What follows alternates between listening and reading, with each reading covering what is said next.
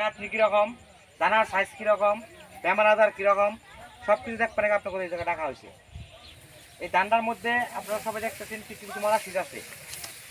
মরা শীষটা কেড়ে হয়েছে, তার উপরে কথা আপনার আছে কেড়ে হইলো মরা শীষটা। এটা কোনো জায়গায় ধানের দোষ না আপনার বিধানের দোষ না সারের দোষ না কের দোষ, তার বিষয়ে আলোচনা করা হইব। আলোচনাটা এই জায়গায় খারাপ থেকে না করে আমরা বহার জায়গা থাকলে বইয়ে করতাম, যেহেতু বহার কোনো জায়গা করা হয় না। হ্যাঁ, তো আমি শর্টকাটেই আলোচনা করুন। যে কোনো ধান লাগান আপনি মার্কেট থেকে এই ধান লাগান, আপনি কি বেনিফিট পাবেন বেচিন কেড়ে অন্য ধানের তুলনায় 430 ধানের কি এডিশনাল আছে, কি পাবেন।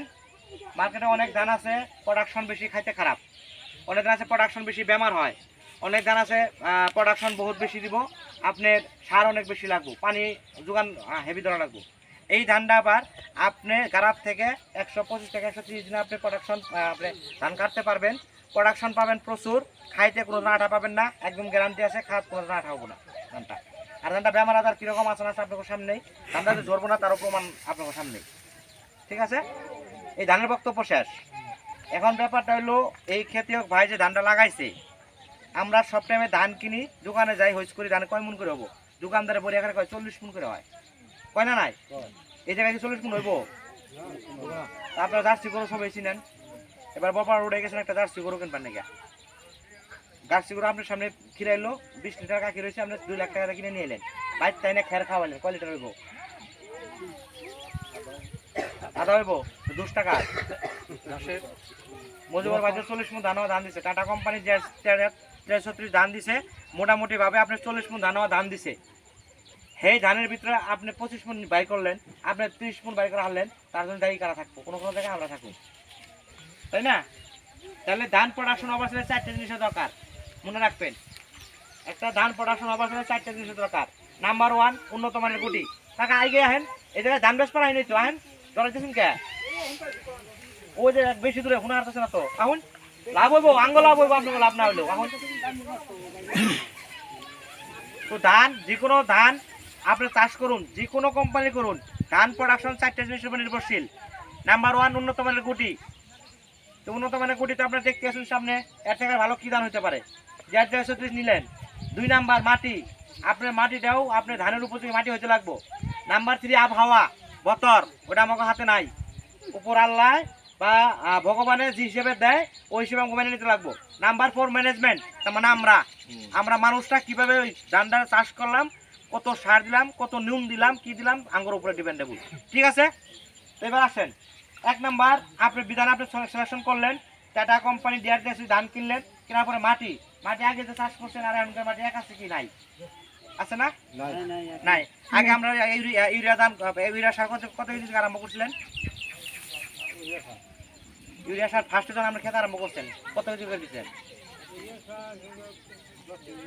এখন 1 বস্তা। তাহলে আপনি চিন্তা করুন, আপনার দিনে আপনি 10 কেজি আরম্ভ করে 1 বস্তা করে দিচ্ছেন, তাহলে আপনার কয় পোলাপান জনাইবো, তারা 1 বস্তা থেকে আরম্ভ করবো, তাহলে তারা কয় বস্তায় শেষ করবো? 2 বস্তায়। একটা আপনি নানা কত বড় 3 বস্তায় যাবো, তখন সারও পাঁচ আমরা খেতে হইব না।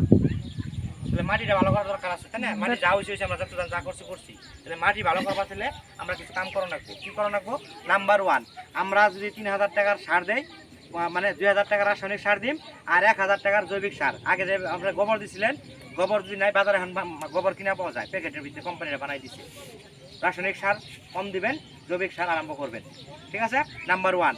Number 2 balance fertiliser. Balance fertiliser কারে কয়? আপনি যদি 1 কেজি মাংসতে যদি 1 লিটার মিঠা তেল দেন, খাবো সাথইব? তাহলে 1 কেজি মাংস বানাবার ছেলে আপনার যেখানে মিঠা তেল দিতে লাগবো, মশলা দিতে লাগবো, আপনার নুন দিতে লাগবো, তাই দিতে লাগবো না?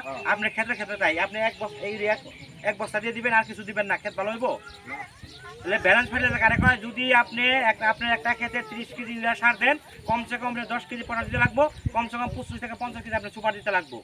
এটা কয় ব্যালেন্স ফার্টিলাইজার। ব্যালেন্স ফার্টিলাইজারটা ব্যালেন্স মানে যার যে পরিমাণ মতো দিতে লাগবো। ঠিক আছে, নাম্বার 3 অল্টারনেট ক্রপিং। আপনি একটা খেতে বারবার ধানের পরে ধান খালি ধানই লাগান, ওই ক্ষেত্রে কোনোদিন ধান ভালো হইব না। মাটি কমসে কম 1-2 সিজন ধান করার পরে অন্য চাষ লাগাইতে লাগবে। যদি অন্য চাষ করার সিস্টেম নাই, লাগলে একটা মশামারি ক্ষেত করে নি না, জমছে লাগাই দিয়ে, তাও মাটি ভালো থাকবো। নাম্বার 4 অবাঞ্ছিত কোনো ধরনের খেয়াতে অবাঞ্ছিত কোনো ধরনের সার মানে এক্সিস ফার্টিলাইজার ইউজ করা যাবে না, এক্সিস ইউরিয়া ইউজ করা যাবে না, নুন ইউজ করা যাবে না। তার হাতে হাতে আপনি হালের পদ্ধতিটাও চেঞ্জ করতে লাগবো।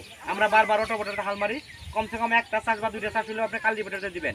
একটা ঘুরাইনা আছে, একটা খাড়া আছে, খাড়াটা কাল্টিভেটর করে কয়, ঘুরাইনা রোটাভেটর করে কয়। এই বেলে যদি যান তাহলে মাটিটা এখন যেটুকু আছে ওইটুকু আপনি ব্রেক নিব, তাহলে আর প্রত্যেক বছর বছর ইউরিয়াটা বাড়াইতে লাগবো না। ঠিক আছে, এবার আবহাওয়া আমাকে হাতে নাই, এবার আপনি ম্যানেজ